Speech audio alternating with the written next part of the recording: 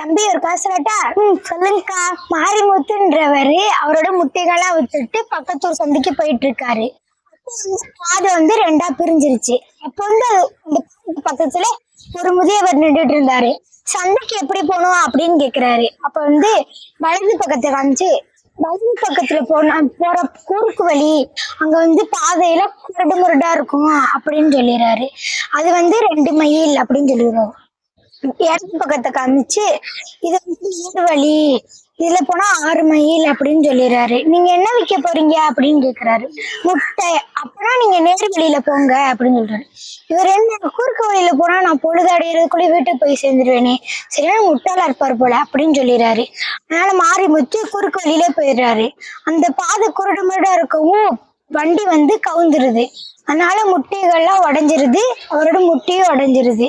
நீங்க சொல்லுங்க நண்பர்களே, யாரு முட்டாள்னு?